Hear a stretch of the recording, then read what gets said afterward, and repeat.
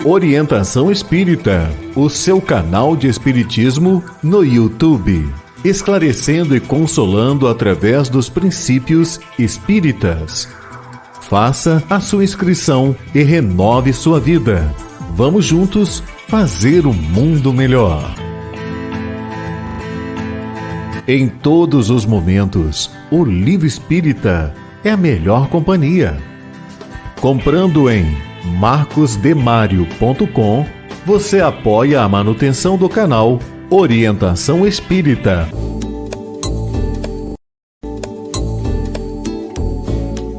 No canal Orientação Espírita, você encontra variada programação, pensada e feita para você. Acompanhe os nossos programas no YouTube. Um olhar para o futuro na construção da Era do Espírito.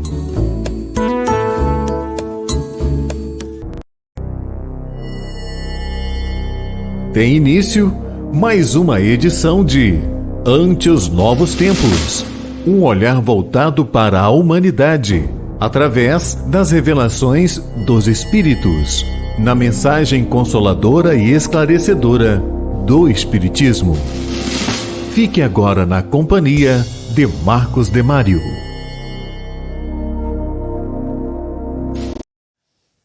Olá, iniciamos mais uma edição de Ante os Novos Tempos. Neste programa, nós vamos conhecer a mensagem do Espiritismo sobre a vida, a aplicação e consequências dos princípios espíritas na construção da Era do Espírito, na construção do mundo de regeneração.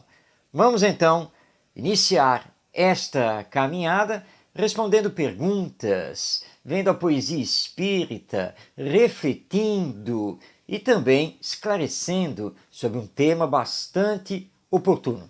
Fique conosco até o final, porque está iniciando agora Ante os Novos Tempos.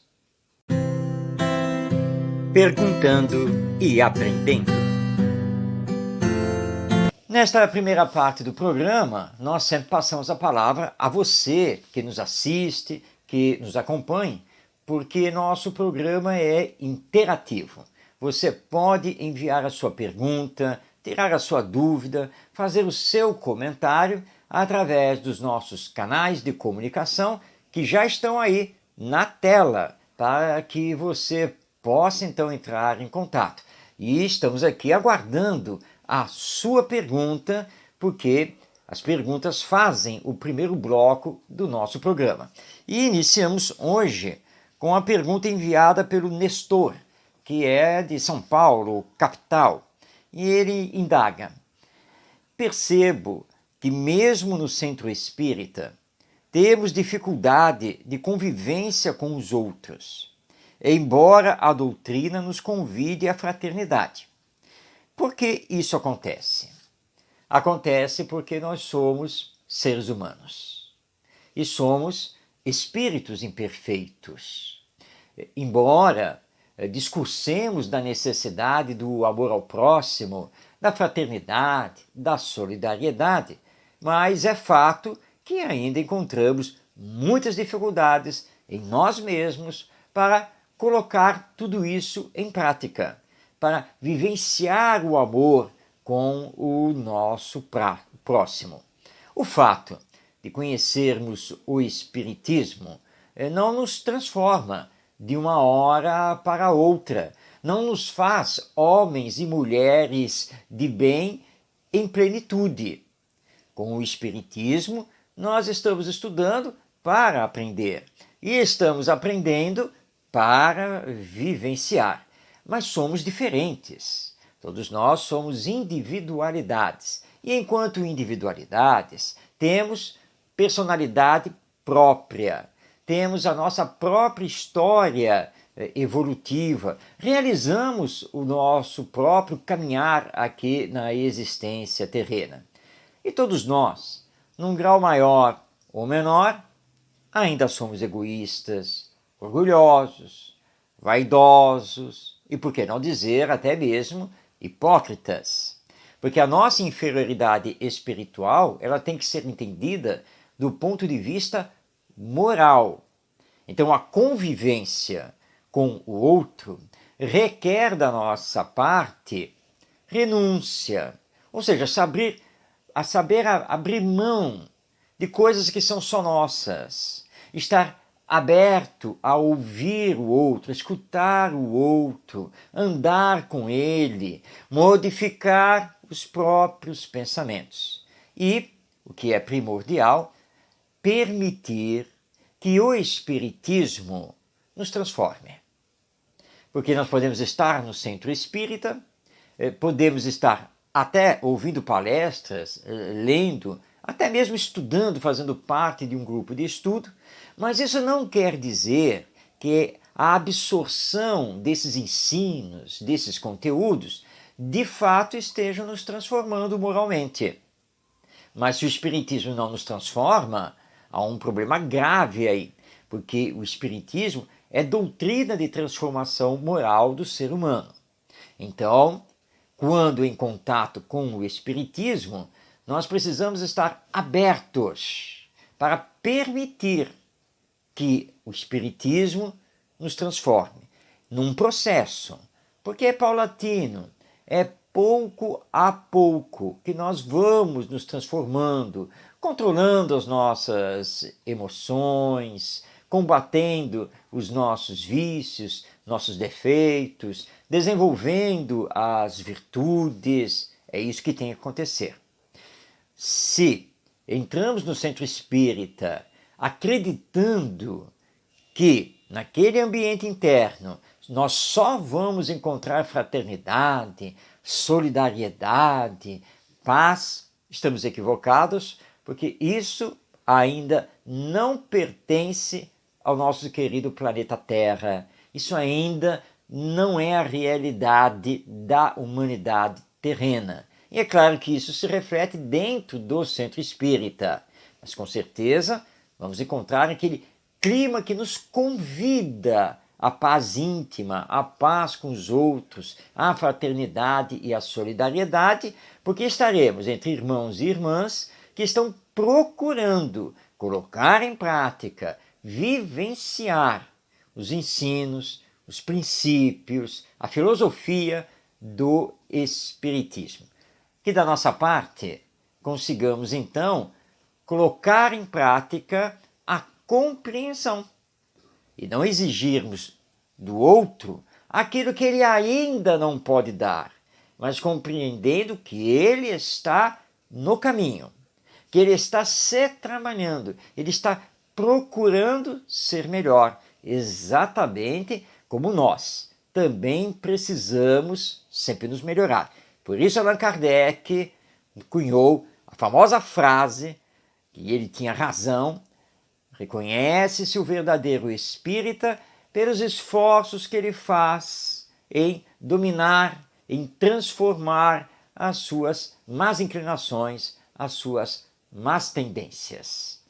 Esse é o trabalho que eu, você, cada um precisa realizar para que sejamos, de fato, verdadeiros adeptos do Espiritismo e reconhecidos, não apenas no centro espírita, mas em qualquer lugar da vida humana, como protótipos, como exemplos da doutrina que seguimos. Muito bem, nós recebemos também uma pergunta da Mariana. A Mariana é da cidade do Rio de Janeiro, de onde nós estamos falando, e a pergunta dela é o seguinte: o que leva uma pessoa a cometer o suicídio? Qual é a visão espírita sobre esse tema? Bem, o Espiritismo nos traz a mensagem da vida imortal, da vida futura, a vida que continua no depois da morte. E nessa mensagem nos diz que a vida não nos pertence, ela pertence a Deus. Portanto, pela vida não nos pertencer, e porque ela não se encerra com a morte, o Espiritismo considera o suicídio um grande engano, um grande equívoco, e que o espírito, porque todos nós somos espíritos reencarnados, irá responder por esse seu ato perante a lei divina, perante Deus. E a lei divina está gravada na nossa consciência. Portanto, o espírito que comete o suicídio, ele não escapa ao sofrimento, ao remorso que esse ato vai acarretar. Agora lembremos que perante a lei divina, Deus leva em conta as causas que fizeram com que a pessoa chegasse a esse ato extremo de se tirar a vida. E existem muitas causas que podem levar uma pessoa não apenas a pensar, mas a de fato cometer o ato do suicídio. Depressão, problemas de ordem econômica, um relacionamento conjugal, familiar deteriorado, a falta de ideais superiores de vida, o tédio de uma vida muito material, sem maiores perspectivas futuras. E também, porque não pode ser descartado, a obsessão. São causas que podem levar ao suicídio. E lembrando que hoje, segundo estatísticas da Organização Mundial da Saúde, o suicídio não é um problema, não é uma questão apenas dos adultos. Hoje o suicídio está presente no período infantil e também entre os jovens. E uma outra causa também que pode levar ao suicídio é quando crianças e jovens são abandonadas ou passam por exigências que estão além dos seus limites, estão além da sua compreensão. Então nós precisamos trabalhar a vida imortal, precisamos trabalhar a espiritualidade no ser humano, para que todos nós tenhamos maiores perspectivas de vida e saibamos lidar com o não, saibamos lidar com a dor, com o sofrimento inerentes a esta nossa condição humana num planeta material de expiações e provas. Também precisamos trabalhar com as novas gerações e conosco mesmo a grandeza divina para continuarmos sempre, porque nunca somos abandonados e nada nos acontece por acaso, porque pela lei da reencarnação nós vamos descobrir que tudo tem uma razão de ser. Então, com essa mensagem, que é mensagem de esperança, com o Espiritismo, nós vamos então prosseguir e vamos dizer um não bem sonoro ao suicídio, porque ele nada resolve. Porque nós vamos partir de retorno ao mundo espiritual antes do tempo e em lastimáveis condições.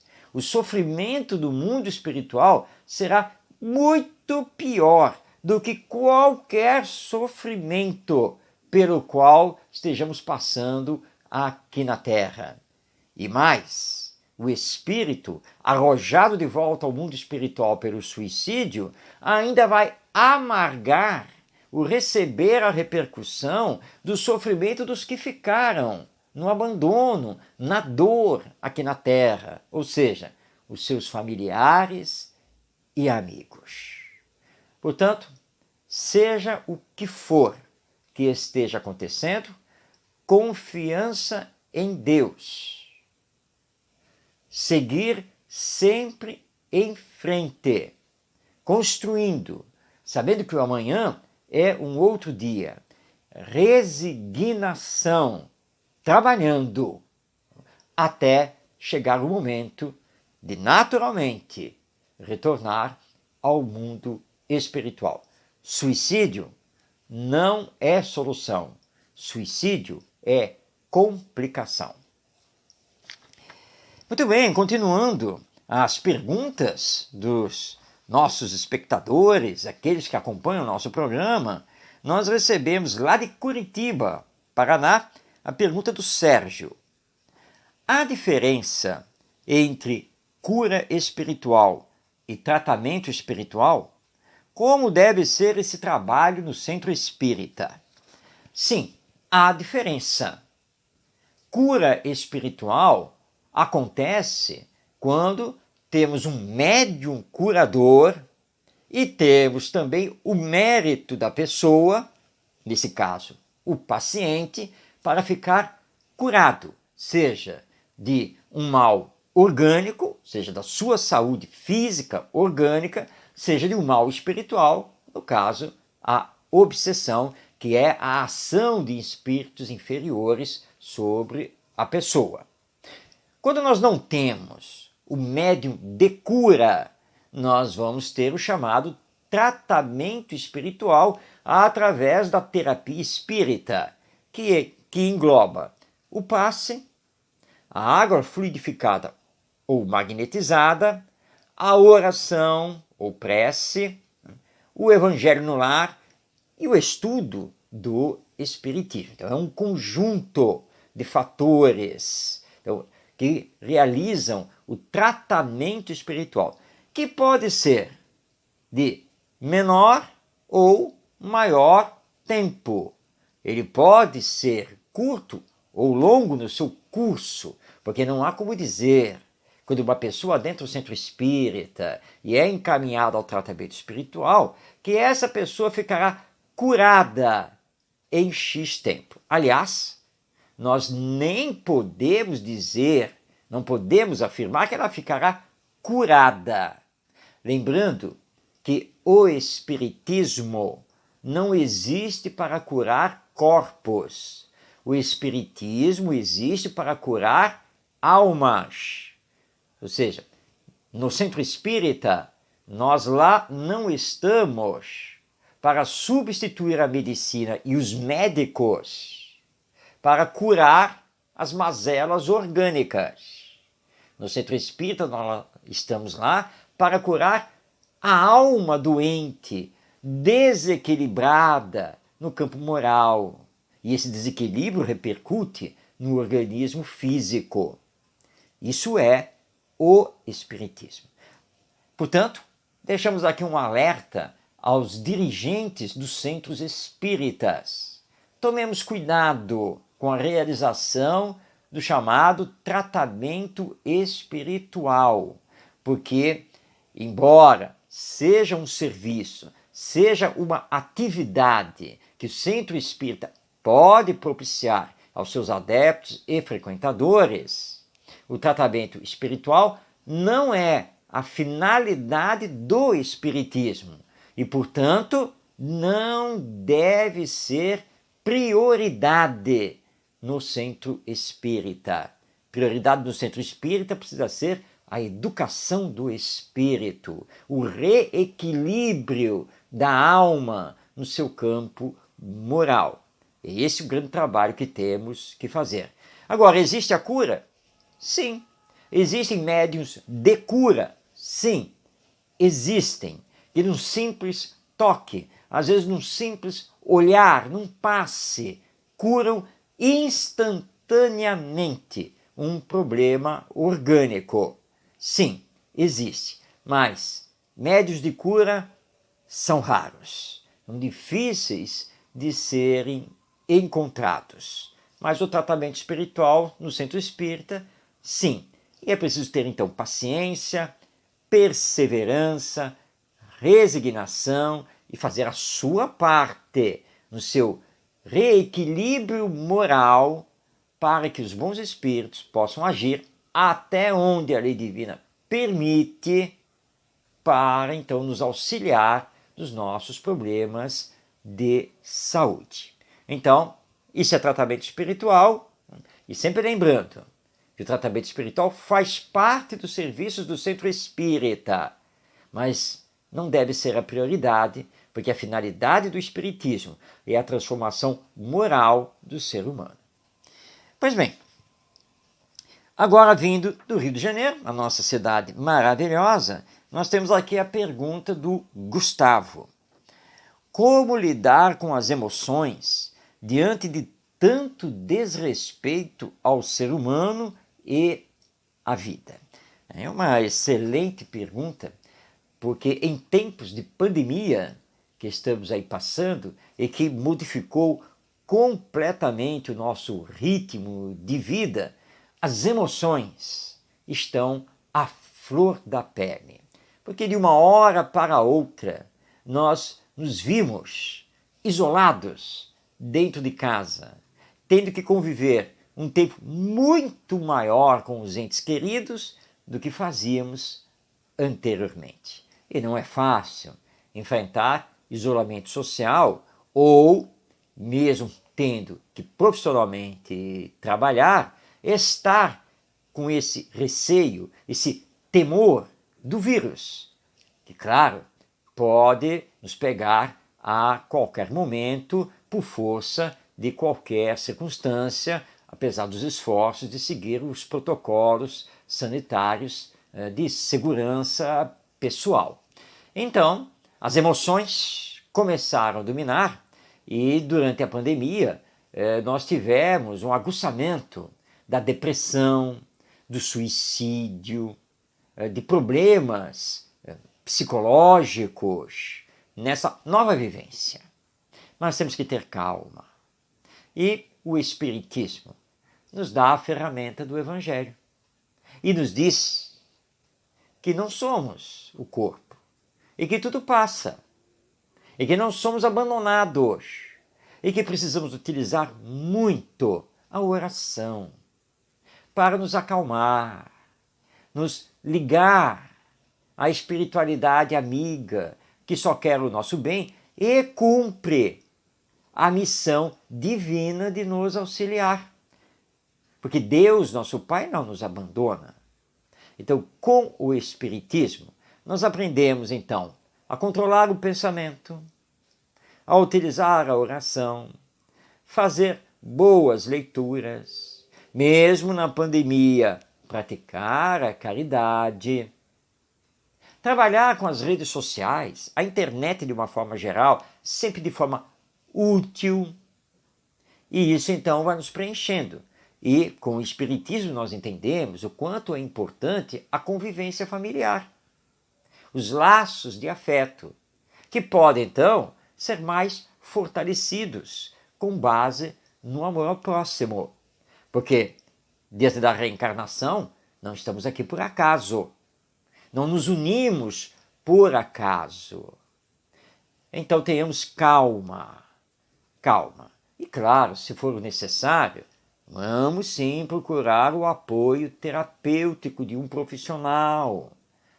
E se o centro espírita estiver fechado, ainda por causa da pandemia, calma, porque o centro espírita, a maioria está realizando o atendimento online, palestras online, seminários, debates, o próprio atendimento fraterno está funcionando online, até via WhatsApp.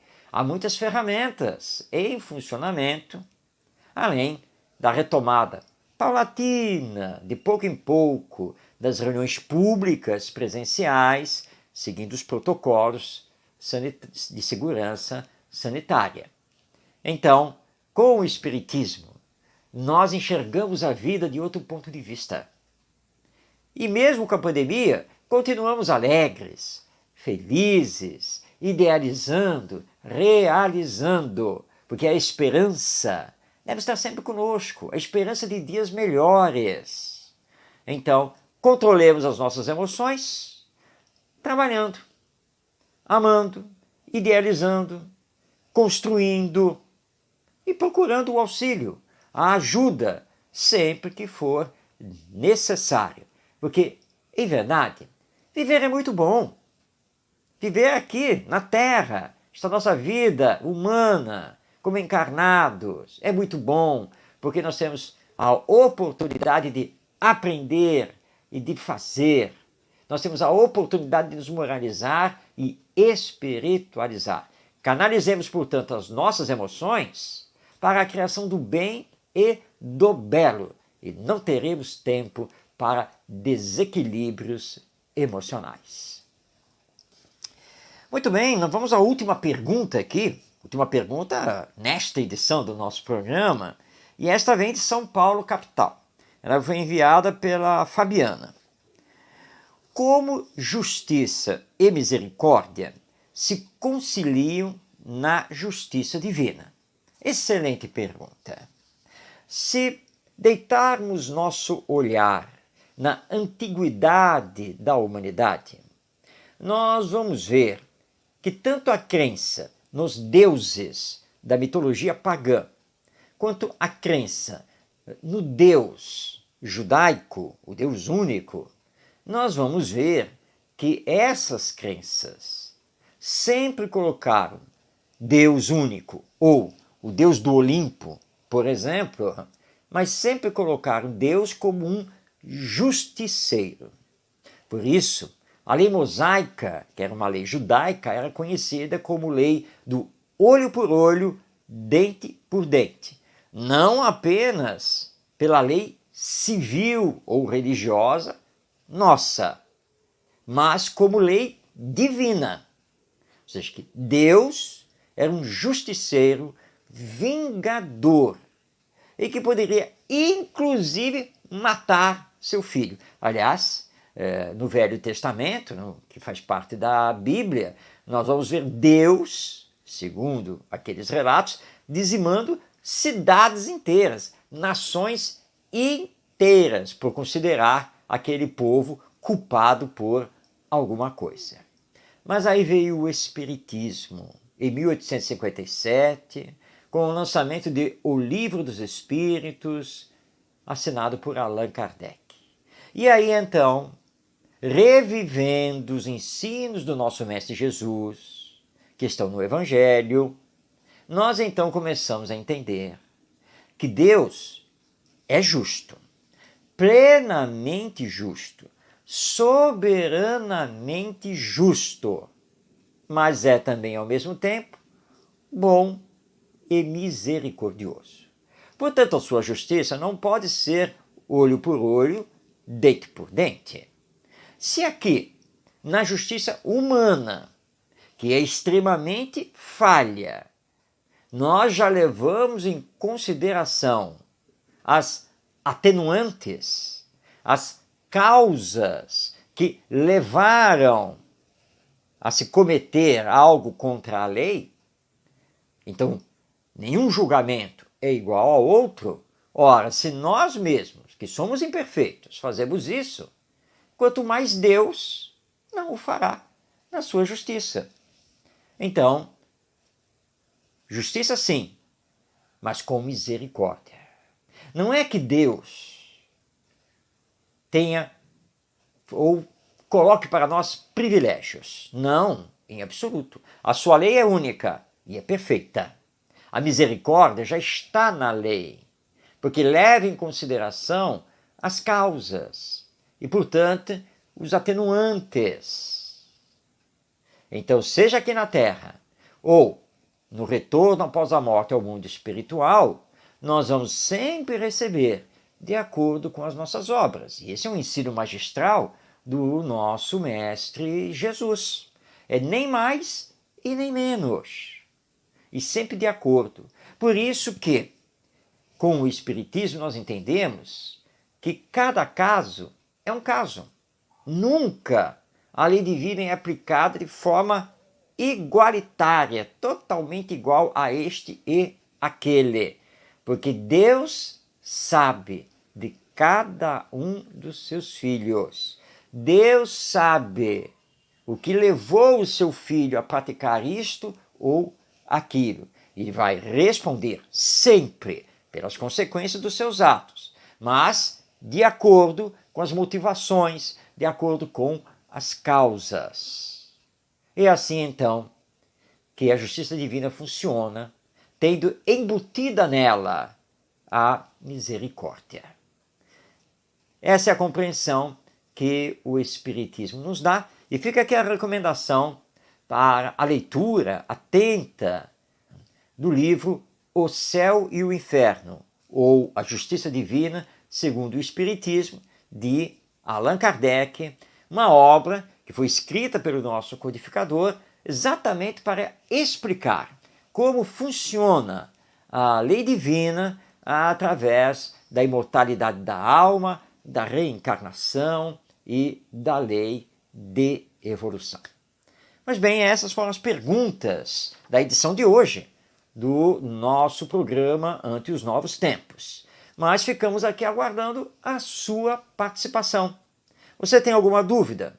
Quer saber qual é o pensamento espírita sobre determinado tema da vida? Envie então a pergunta para nós e você a terá respondida em próxima edição do nosso programa. Está aí na tela, neste exato momento, os nossos canais de comunicação para que você possa fazer o envio da sua pergunta. Faça, envie e nós teremos o maior prazer de responder sempre através dos princípios que formam o Espiritismo ou doutrina espírita. Poesia Espírita. Na poesia espírita de hoje, vamos trazer um espírito que não quis se identificar. Isso mesmo, ele usou um pseudônimo para escrever suas poesias através do nosso querido médium baiano, grande orador espírita, Divaldo Pereira Franco, que tem uma obra excepcional a partir da Mansão do Caminho de Salvador, Bahia. Que espírito é esse? Bem, ele assinou apenas e tão somente Eros. Nada mais do que isso, e nunca deu indicação de quem ele seria. E é um poeta de versos livres. Através do nosso Divaldo Pereira Franco, ele lançou alguns livros. E nós vamos destacar hoje uma poesia de Eros, que está publicada no livro Paz Íntima. Vamos então conhecer a poesia A Primavera Retornará. Vamos a ela. Alarga-se a invernia tormentosa. Após o verão calcinante, ficaram taladas as roseiras. O sol queimou-as e a vida, periclitando, pareceu tombar nos ventos do outono. As sombras se adensaram nos céus e, substituindo o azul do espaço, o tom cinza eclipsou a luz. Têm sido longos os seus dias sem sol. Como a terra afanada, o seu coração perdeu a fonte dos sentimentos.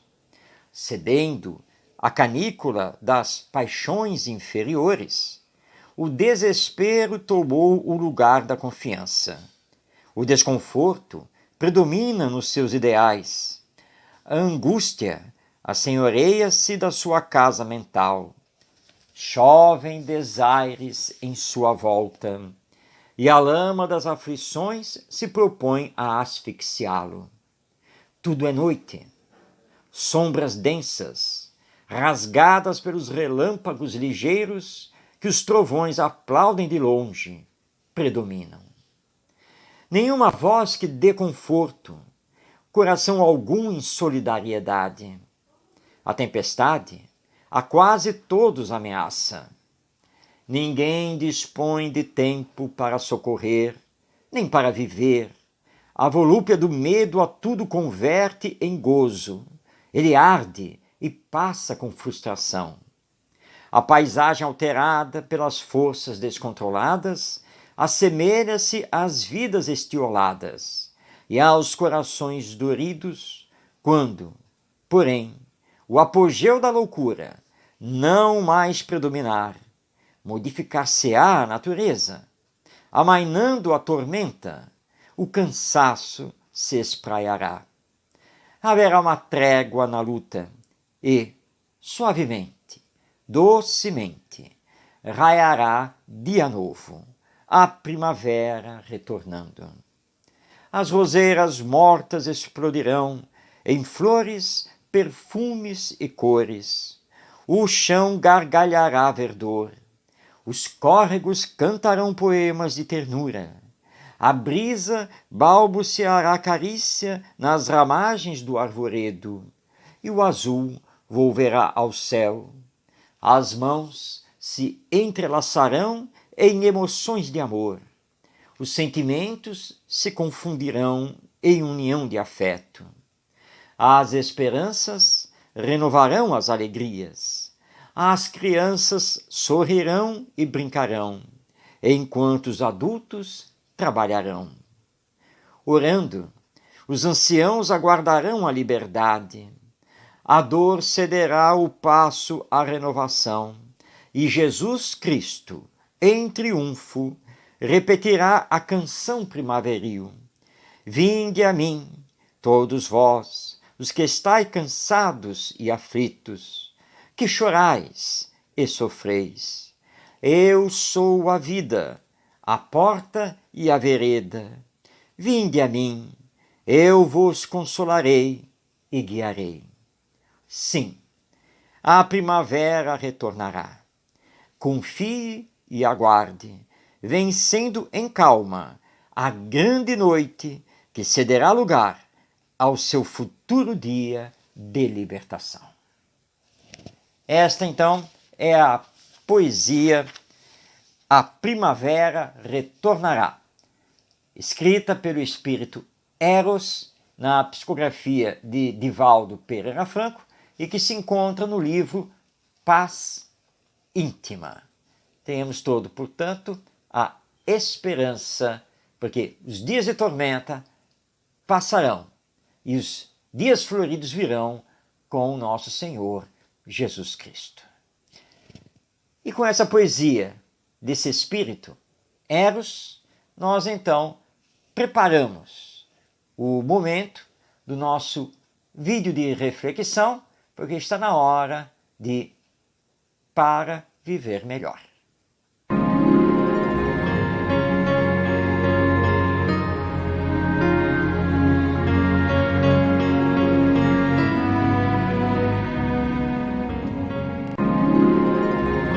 Antes de não acreditar no amor ao próximo, ouça esta mensagem.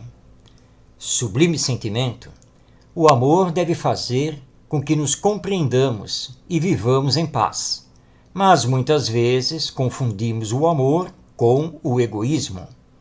Amar o próximo significa compreender, renunciar, auxiliar, sem nada querer em troca. Significa desejar o bem para os outros, não medindo esforços para ajudar sem olhar a quem. Perceba como está o seu amor ao próximo. Quanto mais você conseguir amar, mais espiritualizado estará e mais perto da paz a humanidade se encontrará. Coloque o amor em seu coração para todas as coisas da vida, e a felicidade inundará sua alma e contagiará a todos. Se você gostou desta mensagem, compartilhe.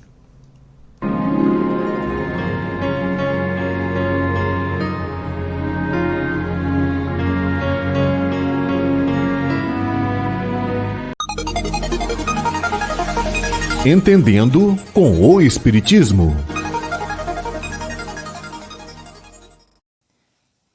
No comentário de hoje, vamos trazer um tema bastante importante. E é um tema da nossa atualidade, embora já estudado por Allan Kardec nas obras da codificação espírita.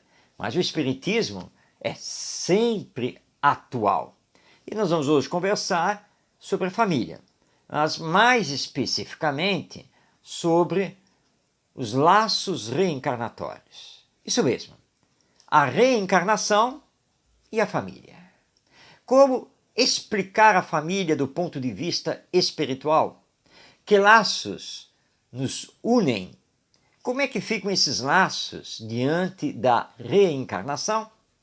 Vamos então, primeiramente, passar a palavra a Allan Kardec e aos espíritos, em O Livro dos Espíritos, a obra básica da doutrina espírita, que foi lançado em 1857. Abrindo então o Livro dos Espíritos, na sua segunda parte, nós vamos encontrar a partir da questão de número 203, lembrando que o Livro dos Espíritos é um livro de perguntas e respostas, nós vamos encontrar então o tema parentesco e filiação. Vamos aqui então destacar a questão número 204, onde Allan Kardec perguntou: desde que tivemos muitas existências, o parentesco remonta às anteriores? E responderam os espíritos: não poderia ser de outra maneira.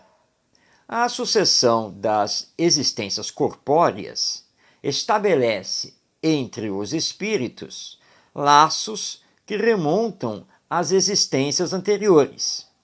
Disso decorrem frequentemente as causas de simpatia entre vós e alguns espíritos que vos parecem estranhos.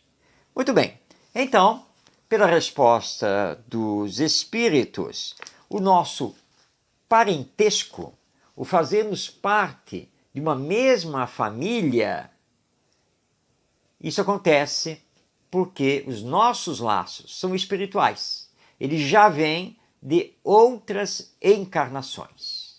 E isso explica as simpatias e as antipatias entre os entes familiares. Por quê? Nos damos melhor com alguém do que com o outro alguém. De onde vem isso? De onde vem esse amor tão grande? E de onde vem essa aversão espontânea que aparentemente nada nesta existência justifica? Somente a imortalidade da alma e a reencarnação podem nos trazer uma explicação. No caso das simpatias, dessa grande afinidade, é porque isso já vem sendo construído entre esses espíritos através das anteriores encarnações, das anteriores existências. E agora há um reencontro de almas que já são afins para dar continuidade ao seu progresso e um auxiliar ao outro. No caso das antipatias, das aversões, a explicação é a mesma. Isso vem do passado, de alguma existência em que não conseguimos nos amar, em que, muito provavelmente, também cometemos o mal ao outro e não conseguimos nos perdoar e superar esse acontecimento. E, portanto, nesta encarnação, ainda trazemos os resíduos dessa mágoa, desse ressentimento, às vezes mesmo do ódio que se criou. Mas por que estamos juntos?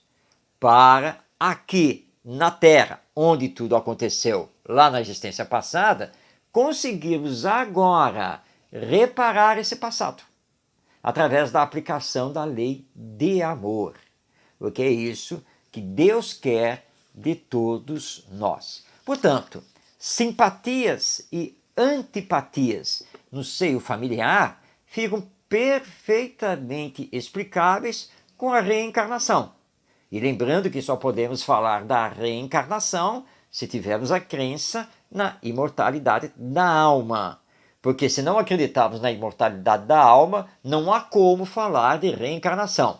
Ou seja, a alma precisa sobreviver à morte do corpo para poder nascer de novo, como explicou Jesus.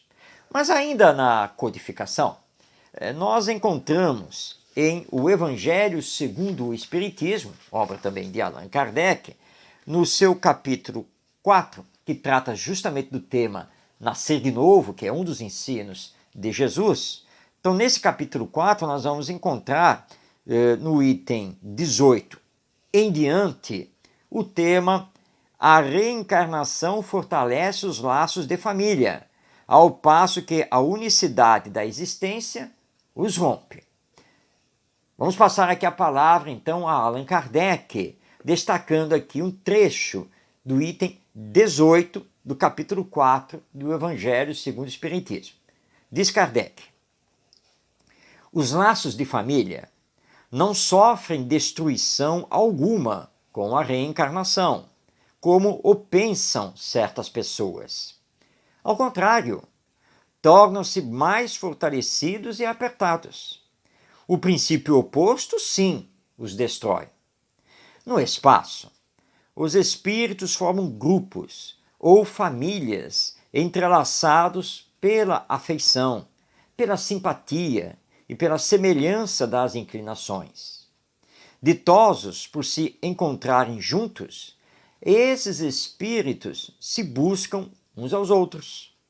A encarnação apenas momentaneamente os separa, porquanto, ao regressarem à erraticidade, novamente se reúnem como amigos que voltam de uma viagem.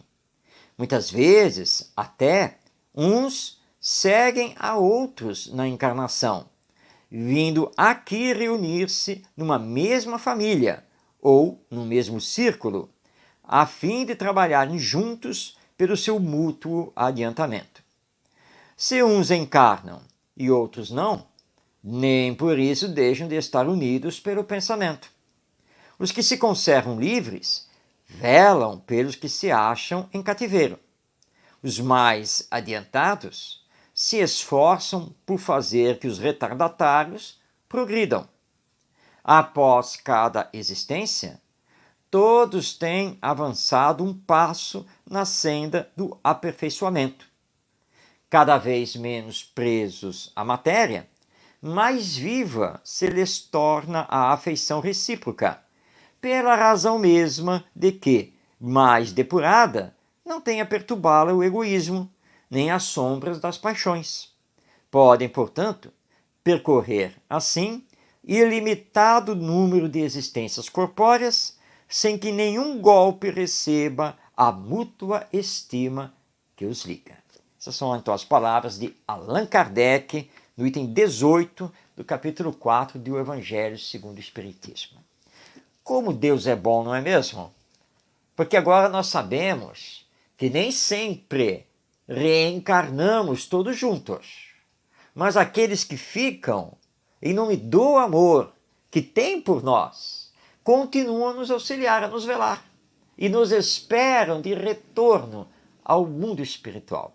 Porque a verdadeira família não é a consanguínea, a verdadeira família é a espiritual, que entrelaça os corações, uns ajudando os outros na senda evolutiva. E não importa quantas encarnações cada espírito teve ou ainda terá, os laços de amor que os unem jamais são rompidos. Pelo contrário, na medida em que cada um evolui, cresce espiritualmente, esses laços mais se fortalecem. Portanto, a reencarnação explica a família. A reencarnação mostra o porquê das nossas afinidades. E como esses laços não são destruídos pela morte, porque a morte não existe, continuaremos sempre juntos, todos encarnados, ou alguns encarnados e outros desencarnados, e assim sucessivamente, mas formando essa grande família espiritual nos laços do amor.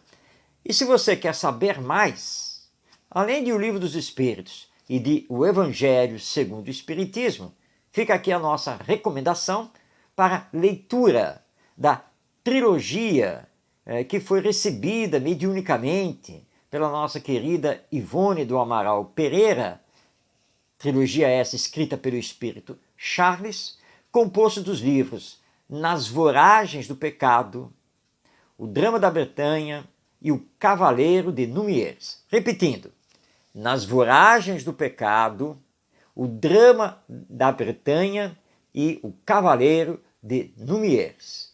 Esses três livros contam a história, a saga de um mesmo grupo de espíritos unidos pelos laços reencarnatórios, em 3 encarnações diferentes e, sem dar aqui um spoiler, mas a nossa Ivone Pereira, a médium, também faz parte dessa história.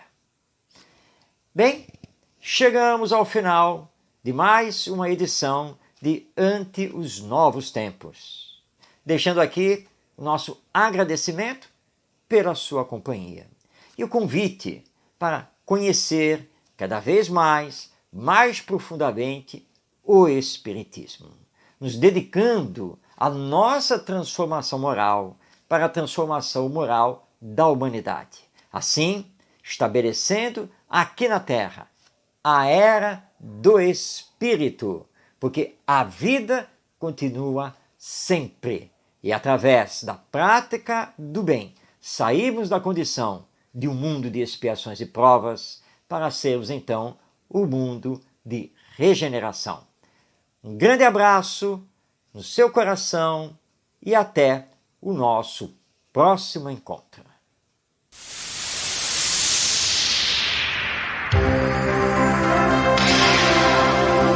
Um olhar voltado para o futuro da humanidade. As revelações dos Espíritos. A mensagem consoladora e esclarecedora do Espiritismo. Este é o programa Ante os Novos Tempos. Produção e apresentação, Marcos de Mário. Orientação Espírita, o seu canal de Espiritismo no YouTube. Esclarecendo e consolando através dos princípios espíritas.